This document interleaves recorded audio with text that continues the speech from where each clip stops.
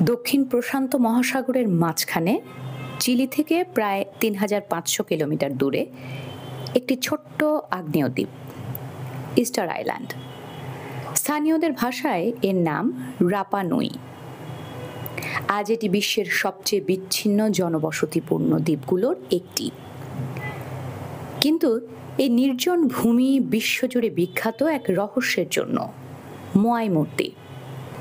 প্রায় ৮০০ থেকে ১২০০ বছর আগে পলিনেশিয়ান নাবিকরা সমুদ্র পাড়ি দিয়ে এই দ্বীপে পৌঁছায়। তারা এখানে গড়ে তোলে নিজস্ব সংস্কৃতি, ভাষা ও ধর্মীয় বিশ্বাস। মোয়াই মূর্তিগুলো ছিল তাদের পূর্বপুরুষদের প্রতীক, দৈত্যাকৃতির মুখাবয়ব, যা দ্বীপের অভিভাবক হিসেবে দাঁড়িয়ে আছে।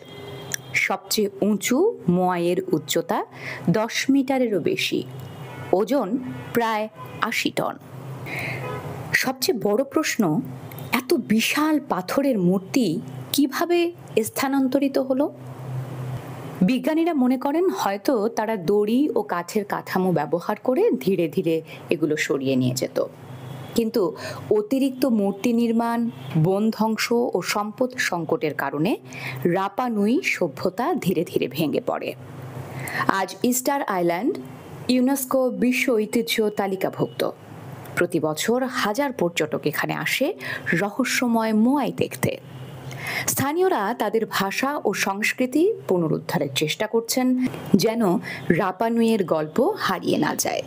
ইস্টার আইল্যান্ড আমাদের শেখায় প্রকৃতি ও সম্পদের সঙ্গে সামঞ্জস্য রেখে বেঁচে থাকা কতটা জরুরি।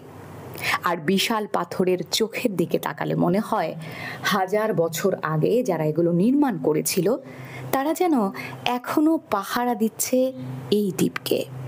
পৃথিবীর নানা প্রান্তের অজানা সব গল্প নিয়ে আবারও ফিরব। ততক্ষণ আমাদের সাথেই থাকুন।